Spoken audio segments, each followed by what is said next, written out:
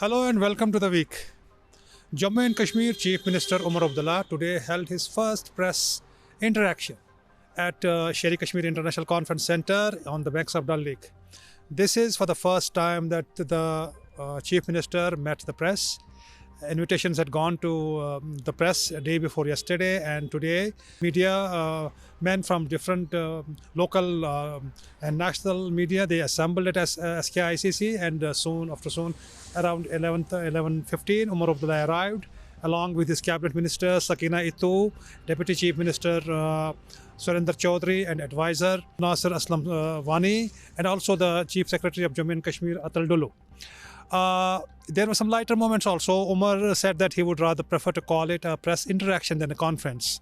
And he answered a host of questions, ranging from he being a disempowered chief minister to issues concerning people regarding taking away of agricultural land for universities and townships. He also spoke about reservation issues that have come into effect in Jammu and Kashmir post Article 370. And also he spoke about the restoration of statehood. But in all, the highlight of the press conference was that he was candid enough to admit that unless and until the statehood is restored to Jammu and Kashmir, the promises the National Conference has made to the people in the election manifesto and also during elections will be difficult to implement. Omar Abdullah said that he understands that the powers of a chief minister in a union territory are far lesser than those enjoyed by chief minister of a state. He also said that he decided to pursue the restoration of statehood with the central leadership of the country, especially the Prime Minister and the Home Minister, because these are the people who have committed to the restoration of the statehood, and also mentioned that the Supreme Court has said that the statehood should be restored as soon as possible when it announced a verdict on Article 370 case. Omar also talked about limitations of his government. He also said that dual power structure in Jammu and Kashmir, that is the Lieutenant Governor and himself, this does not suit anybody, and it's not beneficial for the state.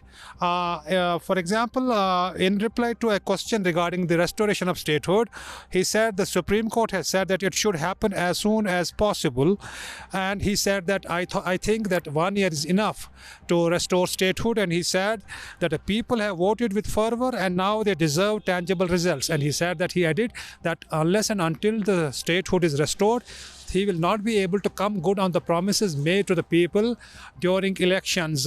He said that there's a big responsibility now to meet people's aspirations. Some commitments need changes in status, he said. But we are working on them. People voted in hope, and it is our duty to ensure they see results. On governance, Umar Abdullah said that people should go wherever their grievances can be addressed, and he cannot stop people from going to Rajban for getting their grievances redressed. And he said, and I quote, I am nobody to stop. I am nobody to say they should not approach the Raj Bhavan for redressal of the grievances, he said.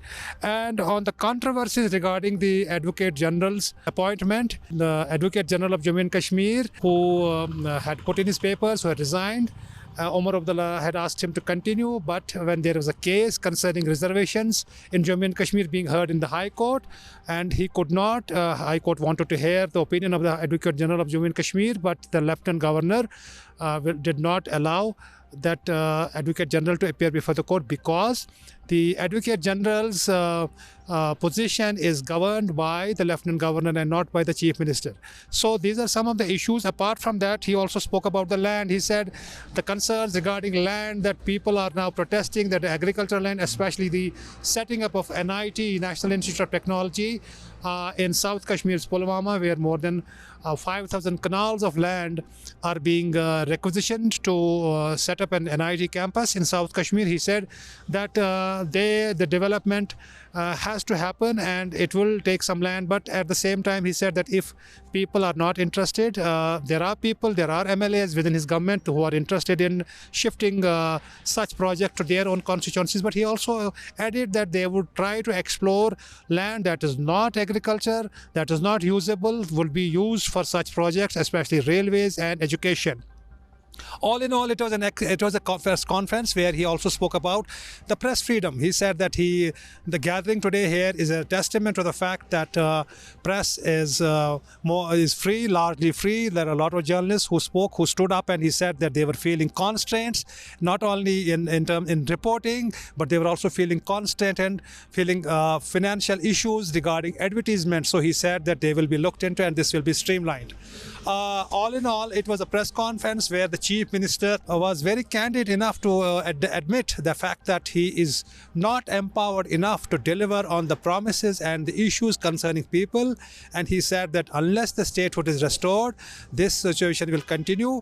But at the same time, he said there are a lot of departments where they are working. For example, when it comes to power shortages in Kashmir, which witnessing one of the harshest winters, he said that because of the fact that the discharge in the rivers in Kashmir goes down, but in summers there is electricity is generated, and now he said that this electricity, some of which goes to the northern grid, so they can trade it. Excess electricity generated in summers can be traded for use in winters. He said that they will look into. He also spoke about other issues. For example, he said that regarding power, once again the electricity, he said the metering, once the metering is done in Jammu and Kashmir, 100% metering is done, they'll be able to provide better electricity. So all in all, this press conference covered a host of issues, but once again the highlight of this press conference was that a chief minister who is two months into office has been very candid enough and has been very open, has not made any bones about the fact that he does not command a huge influence that a chief minister of a state commands, or for that matter, the chief minister of Jammu and Kashmir commanded when Jammu and Kashmir was a state. So all in all, he said that things will be set in order once the statehood is restored. But for now, they are trying to make the most of the powers that they have. And he said that he has met Prime Minister and Home Minister, and they are committed to the restoration of statehood. But once again, there is no timeline.